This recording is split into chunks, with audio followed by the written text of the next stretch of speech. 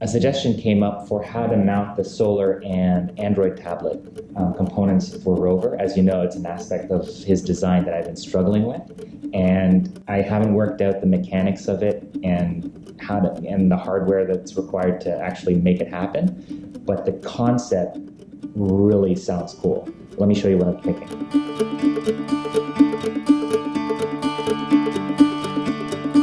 So here we are looking down on ROVer. Here is his front, his rear, his sides, and specifically we're focusing on this area here. The half-inch stainless shaft that connects to the internal primary differential that allows for ROVer's legs or arms to rotate independently on each side, maintaining his central chassis level. This area is where we're thinking about now making the connection point to one or two supporting arms that would hold the Android tablet brain out front, as well as support a platform on which these solar panels could rest and potentially even roll on the slider design that we came up with a few weeks back.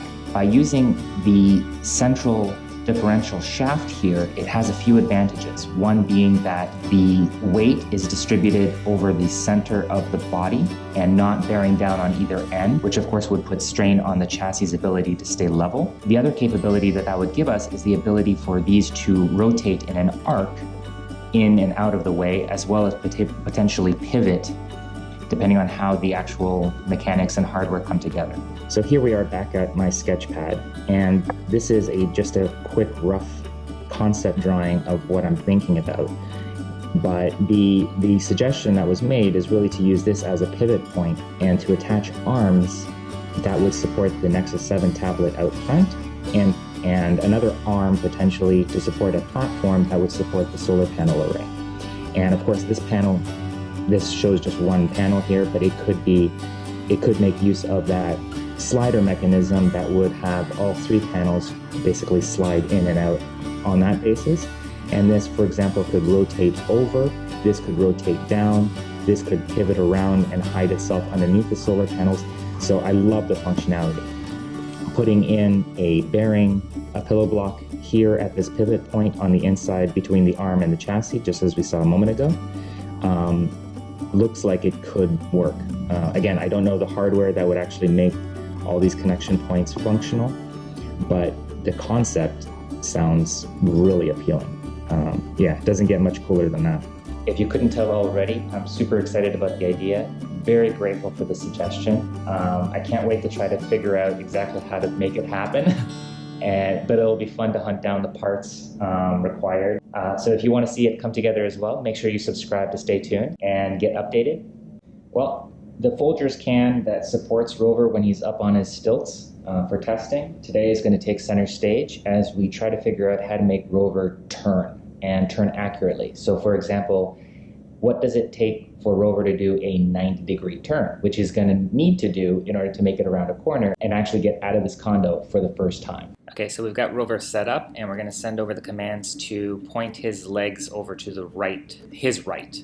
So I'm going to send over individual commands until we kind of prove that this is actually going to work. And we'll watch ROVer rotate all four legs over, and we'll set up the command to drive once he's ready. I'll set up the drive command that's going to follow, but before we actually get there, I wanted to show you guys what this actually looks like from overhead, because it's kind of an interesting layout, and I think it'll be perfectly suited to a lateral kind of sideways move. Unfortunately, when I sent over the first drive command in this orientation, we didn't exactly get the result we were after. Not good.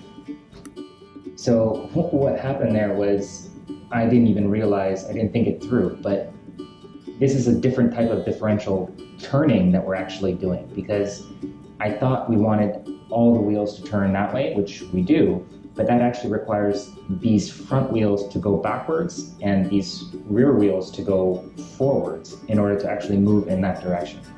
And I don't actually have that programmed in, so I need to update the programs on ROVer's command center, and then we'll try again. Okay, so we've updated the command center with some new drive options, and let's give them a test. I put ROVer up on his stilts, so The Folgers can is on the bottom again. But basically what we're looking for is for the front. So in differential turning, we have the left and right going in opposite directions.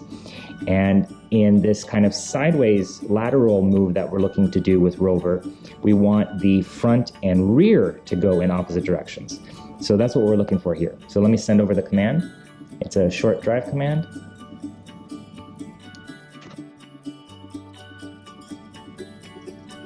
But there we have it.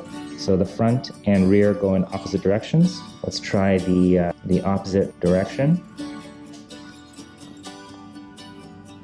And there we have it.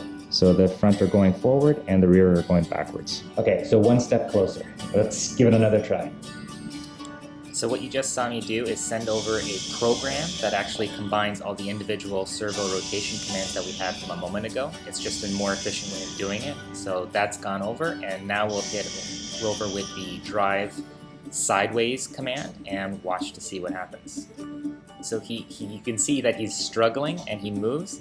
I think it's just the settings that are off in regards to the acceleration speed. So we'll adjust those again, give that another go, and see how that affects him. So you see him twitch, that's just the power coming on, and there we go. Perfect. Let's try it in the opposite direction. Have him go left without changing the servos for now. Send that over. Of course, it should just be the opposite, but it's nice to test and make sure that the settings are actually correct, and nice, perfect.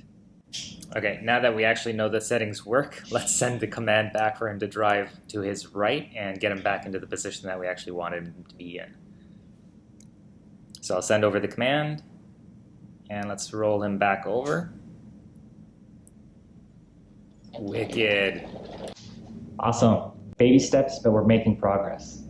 Basically what I want to do is have ROVer reorient himself such that we can prepare to do a 90-degree turn test. Let's have him spin a quarter turn and get him lined up to roll backwards a little bit. So this step actually took a whole bunch more commands than I thought it would, and the whole problem was that we don't really have a sense yet of what command equals what distance in the real world.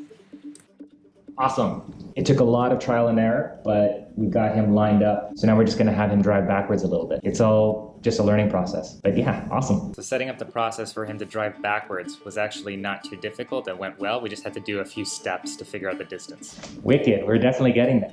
So now what I'm going to do is I'm going to take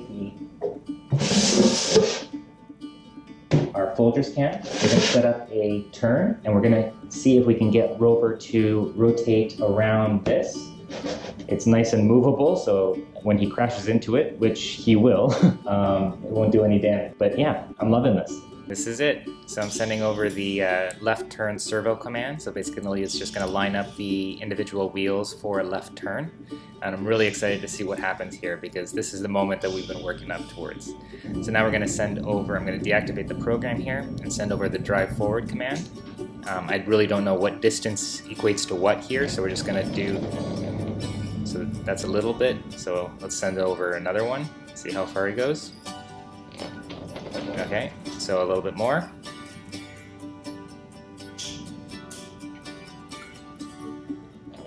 Sweet. I'm amazed at how close we got. It's literally a perfect turn around that coffee can. We're gonna have to take a look at the logs on ROVer's website to figure out exactly what distance we ended up using in order to get him to go around this way. He's not quite 90 degrees, but it's quite close. So probably another 1,000, 2,000 ticks on the motor encoders would probably do the trick.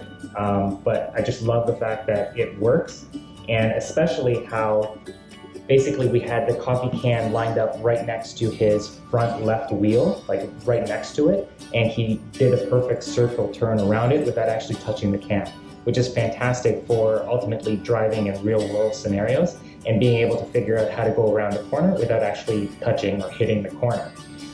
So yeah, couldn't be happier with the result.